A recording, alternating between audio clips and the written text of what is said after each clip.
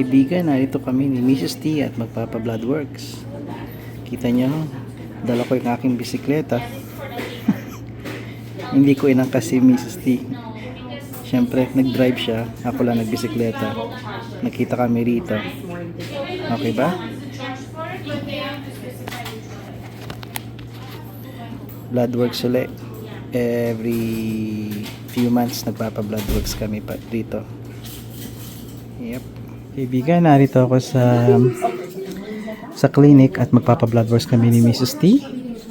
May papakita ko sa inyo. Hindi kalayuan dito ang aming klinika kaya nagbisikleta ako. Ito dala-dala ko. Ang sabi nila mahal daw rito itong gulong kong to kaya alagaan ko. Kulang yung lock ko. Kaya dala-dala ko siya. Madali na matanggalin eh. Kita niyo to. At napakagaan. Alright. Ito.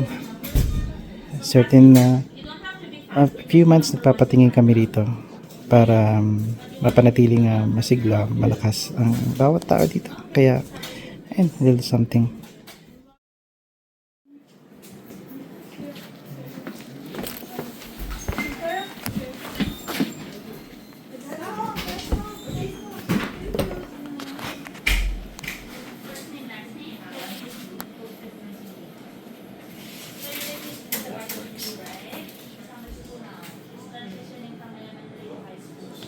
Yep.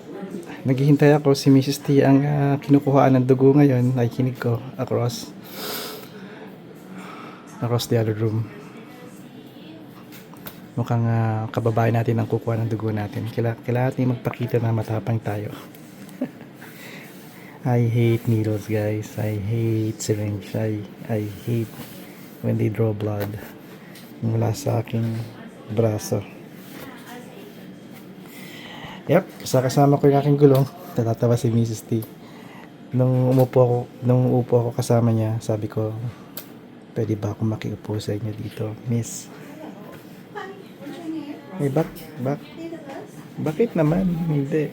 Baka weirdong nakiupo ang taong kalapit mo, lalapit sa'yo, and daming empty seats.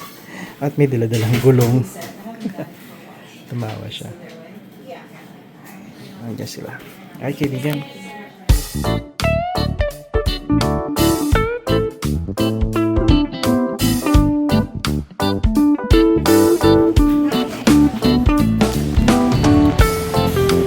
Kinuha na ni Mrs. T yung aking gulong at makikisakay na ako sa kanya. Well, inibitahan akong kumain kami maybe sa diner o sa restaurant, kaya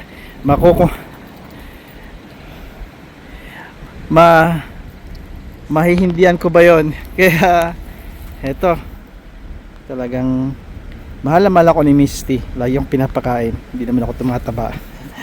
Kaibigan, alright, dito ko na katapusin ng video, making ng video. Tapos na ang aming bloodworks at yeah, go.